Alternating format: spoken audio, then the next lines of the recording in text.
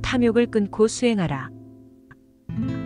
모든 부처님께서 정멸궁을 아름답게 꾸미신 것은 오랜 세월 동안 욕심을 끊고 수행하신 까닭이요. 수많은 중생들이 불타는 집에서 고통을 받는 것은 끝없는 세상 동안 탐욕을 버리지 못한 까닭이다. 막는 사람이 없는데도 천당에 가는 사람이 적은 까닭은 탐욕, 성냄, 어리석음의 삼독 번뇌로 자기의 재물을 삼기 때문이요. 유혹하는 사람이 없는 악도에 들어가는 사람이 많은 것은 자신의 몸에 대한 애착과 온갖 욕심을 망령되게 마음의 보배로 삼는 까닭이다.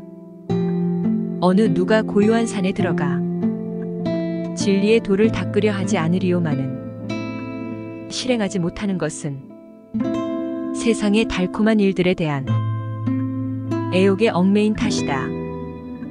출가하여 용맹 정진하라. 산사가 있는 높은 산과 험한 바위가 있는 곳은 지혜 있는 수행자가 살만한 곳이요.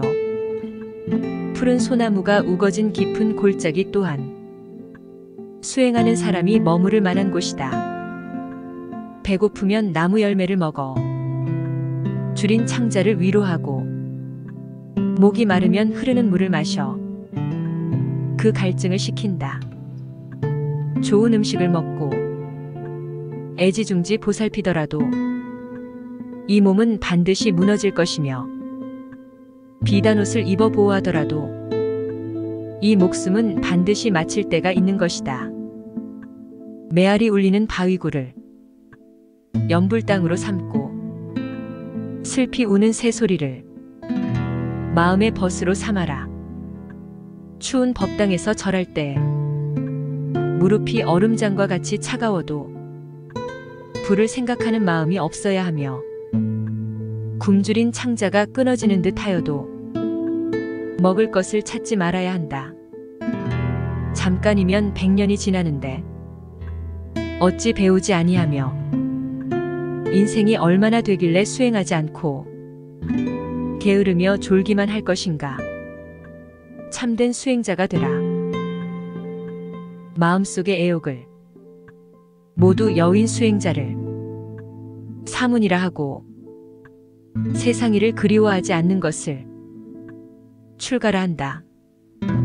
도를 닦는 수행자가 호화스런 비단옷을 입는 것은 개에게 코끼리 가죽을 입힌 것과 같이 우스꽝스러운 일이며 수행자가 이성에게 연정을 품는 것은 고슴도치가 쥐구멍에 든 것과 같이 어리석은 일이다. 비록 재주가 있더라도 쾌락의 유혹이 가깝게 있는 세속에 사는 사람에게는 부처님께서 가열게 여기는 마음을 내시고 설사 도를 닦는 힘이 모자라더라도 산사에서 수행하는 사람은 모든 성현들께서 그를 기쁘게 여긴다. 재주와 학문이 있더라도 계율을 실천하지 않으면 보배가 있는 곳으로 인도해도 길을 떠나지 않는 것과 같고 비록 부지런하지만 지혜가 없는 사람은 목적지가 동쪽인데 서쪽을 향해 나아가는 것과 같다. 지혜 있는 사람이 하는 일은 쌀로 밥을 짓는 것과 같고 어리석은 사람이 하는 행위는 모래로 밥을 짓는 것과 같다.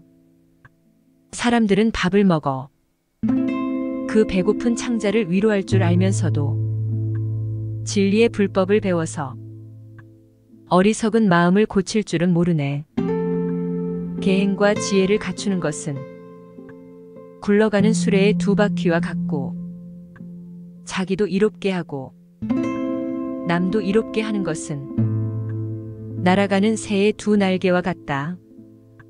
부끄러움이 없는 삶을 살라. 정성어린 시주를 받고 축원하면서도 그 참뜻을 알지 못한다면 보시한 시주자에게 수치스런 일이며 공양을 받고 경전을 외우며 축원하면서도 그 깊은 이치를 알지 못한다면 또한 불보살님께 부끄럽지 아니하겠는가. 사람들이 더러움과 깨끗한 것을 가리지 못하는 벌레를 싫어하듯이 성현께서도 출가사문이 깨끗하고 더러움을 판별하지 못하는 것을 미워하네. 세상 일의 시끄러움을 버리고 하늘나라에 올라가는 데는 청정한 계행이 좋은 사다리가 되는 것이다. 그러므로 계율을 지키지 않고 남의 복받이 되려는 것은 마치 날개 부러진 새가 거북이를 등에 태우고 하늘에 오르려는 것과 같다. 자신의 죄도 벗지 못하고서 어떻게 남의 죄를 풀어줄 수 있겠는가. 그러므로 계행을 지키지 못하고서는 다른 사람의 공양이나 시주를 받을 수 없는 것이다. 수행이 없는 헛된 몸은 아무리 길러도 이익이 없고 덧없는 목숨은 아무리 아끼더라도 보전하지 못한다. 용상과 같은 큰 스님이 되기 위해서는 끝없는 고통을 참아야 하고 사자좌에 앉아있는 부처가 되고 싶거든 세상의 향락을 영원히 버려야 한다. 수행자의 마음이 깨끗하면 모든 천신까지도 다같이 찬탄하나 그렇지 않고 수행자가 여인을 그리워하면 착한 신장들도 그를 버리고 떠난다. 흙물 불바람의 사대로 구성된 몸은 곧 흩어지는 것이므로 오래 살 수가 없다. 오늘도 벌써 저녁이 되었도다. 그러므로 아침부터 서둘러야 한다. 세상의 향락 뒤에는 고통이 따르거늘 무엇을 탐내랴. 한번 참으면 오랜 즐거움이 되는데 어찌 도를 닦지 않는가. 도를 구하는 사람이 탐욕을 내는 것은 수행자들에게 수치스러운 행위요. 출가한 사문이 재물을 모아 부자가 되려는 행위 또한 군자들에게 웃음거리가 된다. 늙으면 수행하기 어렵다. 사람들은 하지 말라고 막는 말이 끝없이 많은데 탐착과 애욕은 왜 그리 끊지 못하며 닦아야 할 수행이 끝이 없는데 세상 일을 버리지 못하며 번뇌가 끝없이 일어나고 있는데 그것을 끊을 마음은 일으키지 않는다.